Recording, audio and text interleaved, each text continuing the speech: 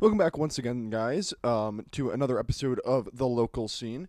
Tonight, me and my buddies are going to go down to Toronto once again, down to Sneaky D's, and Heart to Gold is playing. Heart to Gold is playing with Oolong, and there's another one, I believe. Let me just give it a check. Just so I don't look like a fucking asshole going, hey, we're seeing these bands, and, I don't even know what the fucking bands are. I mean, really, I'm only, I'm most excited for Heart to Gold. So it is Heart to Gold, Oolong, Kicksie, and Curbside. Um, I'm most excited for Heart to Gold. This is a band from Minneapolis that I've wanted to see for quite a while.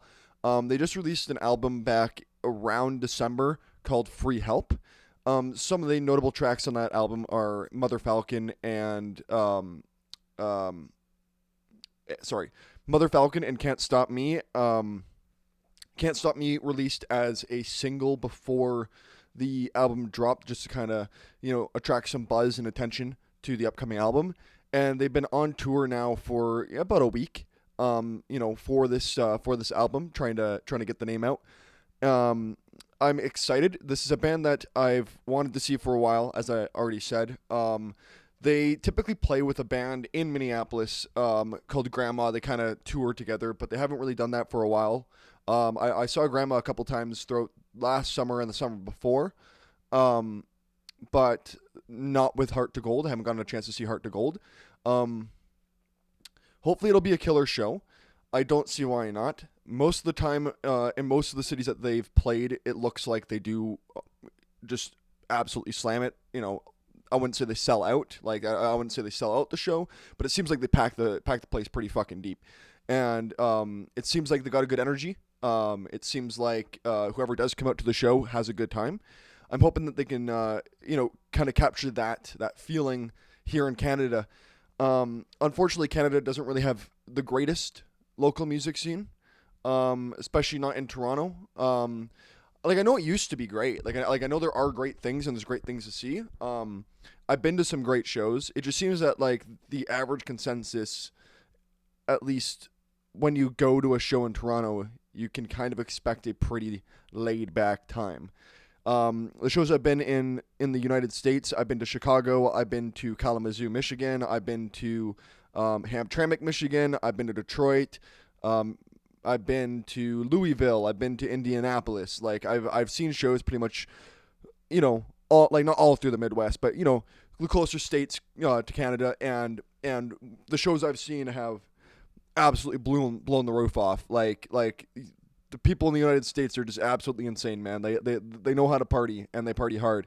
And it doesn't really matter what band's playing. They show them all a lot. They'll show everybody a lot of love.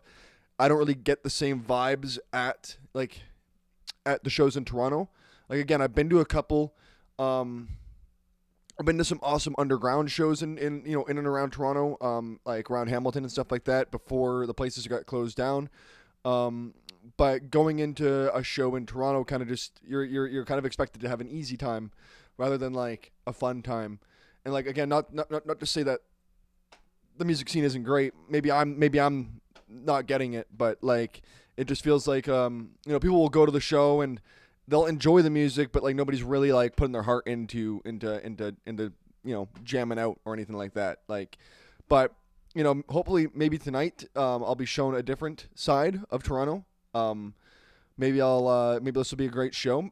Like again, I think Heart to Gold is gonna absolutely blow the roof off of this place. I don't have any doubt in my mind that these guys are just gonna absolutely, bring the crowd together and actually get something moving. I've seen it happen last year. They played Sneaky D's as well last year, and the videos I saw from that was pretty banging. So, I mean, we'll see how it goes. And hopefully I'll take some pictures, take some videos, kind of give you a rundown afterwards about how these kinds of things go.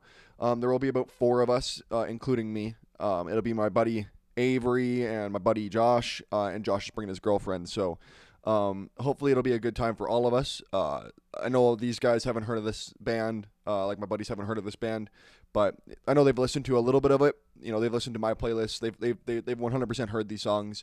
The only thing I'm looking forward to, the only thing I'm expecting, is I really want Heart to Gold to play Overwhelmed from their album Tom. And it would be cool if they played something from Smo. Um, that'd be pretty cool. But I mean, I'm not gonna hold my breath on them playing songs from albums that are a few years old. But at the same time, like I don't expect them to not have any throwbacks. You know what I mean? They're not gonna. I know for a fact they're not gonna just play through the entirety of Free Help. That's not what they've advertised. I mean, if they do, that's cool too. Like I'm not gonna be complaining. I'm just saying, like it'd be, I'm just hoping, fingers crossed, they're playing something from Tom. So, yeah, I'll let you know how it goes.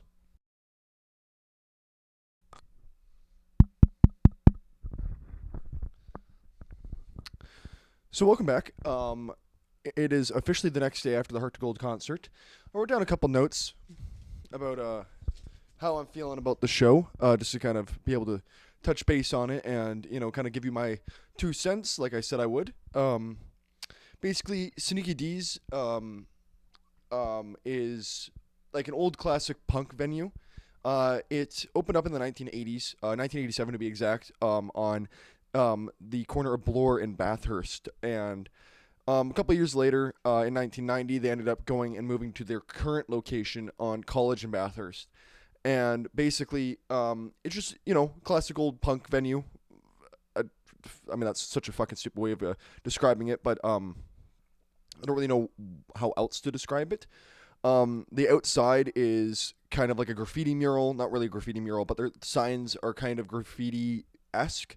It says Sneaky D's. It's a Tex-Mex joint. They got a bar in the main floor, ground floor, and they serve Tex-Mex food. The walls in the restaurant are covered in graffiti and band stickers from all the decades of shows and people coming through. Upstairs is where the actual venue is. You got a small stage at the front, pretty big long bar. The space could probably hold about 200, 300 people if you shove them all in there. It's overall a pretty cool place, but looks a little bit run down. I think that's just the vibe that they're going for. Why, if it ain't broke, don't fix it kind of thing. It kind of fits with the whole, vibe of the place with the fact that they do emo night and 2000s dirt dance parties and stuff like that, as well as your typical hardcore and punk shows that they try to facilitate. The drinks are decently priced. In the venue itself, it's $8 tall cans, tall boys of beer. Typically, the tall cans or the tall boys are, craft beers that you'll find around Toronto, Toronto-based craft beers, and they do also offer up bottles, which are typically like your typical domestic beers, like your Coors Light or your Budweiser or whatever. They also offer up, your mixed drinks and your shots as well. I don't really care much for those. I think it was $12 a shot and like $17 a double or something like that. The bands that played last night found to be a little lackluster. Curbside was, a Toronto-based band, and the guitar guy had the guitarist had some decent chops. He had some great solos, some great licks. Overall, the band itself sounded tight. I was a little bit disappointed by the singer. The singer just kind of had, just a shitty voice. I mean, like he couldn't sing. Maybe that's the vibe they're going for. Their originals weren't very great, and their covers were even worse. And I don't mean to rag on anybody. I know it's hard to get up on stage and stuff, and we're all just there to have fun. So at the end of the day, it's not the worst thing in the world, but could have been better. But overall, they're pretty fine. We ended up showing up kind of in the middle of Curbside's set. So I mean we only got a glimpse really of that band. The second band is Kicksie, and Kicksie was pretty cool. That was a pretty good act. Kicksie is fronted by this female, like this chick, who's honestly pretty hot, not gonna lie. And it's always nice seeing that kind of stuff. you know. She it's more poppy. It's hard to explain. Like it's like pop rock. It's um girly pop, girly rock. You know, like I don't you know, like that's just kind of the best way I can describe it. They had an interesting use of auto tune in some of their songs, which if you listen to their tracks on Spotify, like the things that they've released, you can hear the auto tune, um, but it's a lot less noticeable. Like you could tell it there's auto tune, but it's not like how they used it at the show. At the show, they kind of had the auto tune more modulated, if that makes any sense. Like like instead of having the auto tune try to hit a note, it kind of modulated to a couple notes around that area, and it just made it for an interesting sound. It was a very very cool sound. I thought a lot of their songs sounded better live than they did in the recording. Admittedly, I didn't check them out beforehand. I just I like going into these things blind and kind of seeing what is out there. And Kicksie was, I thought, pretty fantastic. Again, like I preferred them live rather than their recordings. The recordings are still great. It's just that like the way that they did it live just sounded so much better, so much more raw than the recordings, which sounded a little bit overproduced. For you know, for from what I've seen, you know, you got this awesome chick fronted band. The rhythm guitarist was awesome. The bassist was super tight. The band just had this really nice raw sound. This garage band kind of sound when they're playing it live. And then you go into the recordings and it sounds like something you'd hear on the radio, which kind of killed the whole like vibe that they were going for live. It just I wish they could have encapsulated that feeling in their recordings. It was they were pretty awesome. They were pretty awesome. Like, I can't lie. I would definitely go and see Kicksie again. Can't say that with Curbside, but maybe I'm just a fucking hater. Maybe I'm just a fucking hater. I don't know. The third band is Oolong from Long Island. Oolong is like a Midwest emo kind of band. You know what I mean? Like classic Midwest emo, like Mom Jeans Midwest emo, that kind of stuff. And they were really interesting to see. We don't really get a whole lot of like Midwest emo bands up in Toronto or up in Canada. It's not a sound that you really hear. In Toronto's mostly pop punk, mostly girly punk, like girly rock, like you get some classic stuff as well, but it's mostly like along the lines of pop punk. I know there's other bands out there. Like these are just the venues that I've been to. At least like the scene that I've seen, is more pop punky. You get a couple of hardcore bands pop up every once in a while, some metal bands and stuff like that. But like the scene's mostly pop punk. So seeing a Midwest emo band, like a true Midwest emo band, come up and play that kind of music up in Canada was awesome. The guitarist, like the lead singer, also played guitar. He played the main licks, and he was kind of off time. It wasn't as tight as I expected this band to be, but they also did have some technical problems. The lead broke a string and had to switch guitars, and I know, if you're used to playing, your own guitar and you switch over to somebody else's, like it could be difficult. So, I'll chalk that up to a string issue, and that just is what it is. They had a fine recovery. The rhythm guitarist switched out with the lead singer, and switched guitars, and then 2 or 3 songs later, the rhythm guitar finally found a guitar he could borrow or whatever, and came back in to play the rest of the set. Overall, their songs are pretty great. Very, very unique, very, very original. The band was fantastic. I've never heard of Oolong. I saw them on the bills for Heart to Gold's other shows, and I thought it was a nice surprise. It was definitely like a much needed change of pace from what I'm used to seeing. If I ever get a chance to catch them close to the border or something like that, I would definitely go and take the opportunity to do that, because overall I think that they were a pretty great band overall.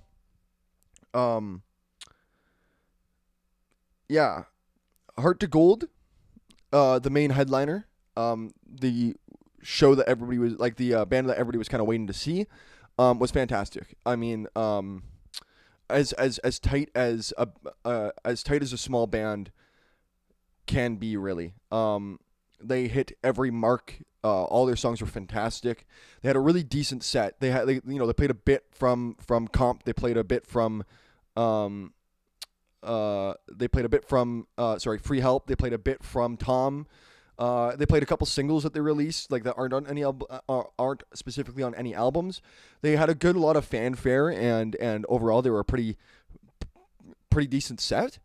I was kind of hoping that they'd play Overwhelmed from Tom. I was kind of hoping that they'd play things like um, Overwhelmed and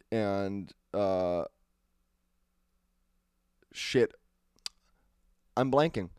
Um, Overall, they played a lot of the songs that I wanted to hear. They played Mother Falcon, they played Tokyo, they played Smo, they played Chloe, they played so on and so forth. Like they played a lot of the songs that I expected them to play and hoped that they were gonna play. Those are just like they're fucking good songs, like they're hits, I guess.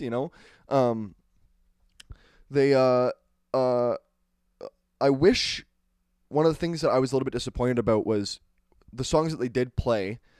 Um, the lead singer kind of made up the melodies as he went. Like it was very true to the recordings, but he just it wasn't the same melodies. And maybe I'm just so used to listening to their records that it's hard for me to like kind of listen to some creative liberty. Like I just wish that it was kind of like closer to the like the master. But again, like I'm just being picky. I'm just being a hater. I'm just giving my 2 cents on it. Like this is just what I wish I would have seen. Overall, I mean, like I think they were super tight, super fantastic. They're really chill guys. I ended up going and chatting with Grant, the lead singer, at some point because I've been waiting to get a chance to meet these guys forever, and they tour with another band that they don't tour, but they consistently play with a band that I really like called Grandma. They're both from Minneapolis. Heart to Gold and Graham Marble from Minneapolis, and I just wanted to ask them whether they're going to play with Grandma anytime soon. Kind of wanted to ask them some questions about they played Sneaky D's last summer in August, and then went to Montreal, and I was supposed to see them in Kingston after their Montreal. Sorry, they played Toronto, then Montreal, and I was supposed to see them in Kingston after their Montreal show, and I was a little bit disappointed because they canceled their Kingston show, and I just wanted to know kind of what the big deal going down with that was, because I was about to buy tickets, and I'm glad I didn't. I'm glad I didn't make the drive out there. And turns out they just had a show in Buffalo that was lined up after Kingston, and Kingston wasn't really responding to them. They didn't know if anybody was waiting for them. They didn't know what the venue was doing. There was just a bunch of confusion, a lack of communication, a lack of a dialogue, and they figured, we don't know if anybody's waiting there. We're just going to cancel it and go to the Buffalo show, is my understanding of what happened. Overall, pretty cool. Pretty cool of them to take the time to at least chat with me a little bit. Didn't want to take up too much of their time. I just spent maybe a minute or two talking to them. As for them touring with Grandma soon, it was funny because they actually reached out to Grandma instead of Oolong to come on this tour with them, but because the drummer in Grandma, Tyler, has a pretty strict 9 to 5 job. It was just hard for them to get the time and the days off to go and do this with Heart to Gold. It would have been awesome to see Grandma for the first time in Canada. They haven't come across the border yet, and for them to come and play Sneaky D's would have been awesome. But you can't fester. We can't fester on the past, right? And as for like the way that the scene goes, I was actually kind of disappointed. Maybe I'm a hater. Maybe I'm a fucking poser. Maybe I'm the one misunderstanding. I've been to shows in Chicago. I've been to shows in Detroit, Kalamazoo, Michigan. I've been to Grand Rapids. I've been to Indiana. I've been to Louisville, Kentucky. I've been to Minneapolis for shows. Like I've been around the Midwest at least. And when I go to a show in the States, the show pops off. Like the atmosphere in the room is unbeatable. It is something that is almost indescribable. You go into these rooms and everybody's having a good time and everybody's waiting for the band to start to just throw each other around or to have a good fucking time. And people vibe with the music whether it's bad or good. The people appreciate the bands, whether it's bad or good. They are patient and excited, and it's almost like they actually have a love for the music. And you go to a show in Toronto, and it's almost like everybody's a fucking zombie. And like, I'm not any better for this. Like, I go to the shows and I take my pictures and I try to stay off to the side and whatever. Depending on the show, I do like myself a mosh pit. Just a little bit disappointing when like 3 out of the 4 bands didn't get any fucking support at all. Like, nobody gave a shit. And then Heart to Gold comes out, and finally everybody starts to whip and get into it. And it's just a little bit saddening, because like the thing is like, especially with a band like Heart to Gold coming from Minneapolis, when you can't even show the bands before the headliner, some love and respect and some appreciation, it shows these bands that are touring and traveling to these venues that you don't give a fuck, that you're only there for a certain band. And like, we're not talking like you paid your money to go see a stadium show. You're going, you got Green Day tickets and fucking Offspring is opening for them, and you don't give a fuck about Offspring. Like, it's not like you're playing with it's not like you're going to seeing a well-established band. You're seeing these local shows, these guys that are taking money out of their own pockets, sometimes at a loss, to come out to these shows and see and to give you guys the music that you want. And you can't even show the people who are there to support those bands that are taking, making the travel from the States or making the travel from cities far away. You can't even show the bands local the respect of opening for these bands. And it just kind of really makes me upset, and it kind of grinds my gears when, everybody's dead and lifeless until the one band that they wanted to see comes on stage. Like especially at these local and smaller venues, it's important to show support and respect for these smaller bands, because without them, you wouldn't get to see Heart to Gold, or you wouldn't get to see these bands that are, taking time to come and, give you guys a show. Overall, sorry, not overall, but with that, like, in that same point, people in Canada don't seem to understand the underground etiquette. Like, it's a little bit weird. The Heart to Gold came on, and Heart to Gold encouraged people to stage dive and crowd surf, which is a fun thing to do. It's fun to go and, it's fun to go and crowd surf and be dangerous and, have a good time.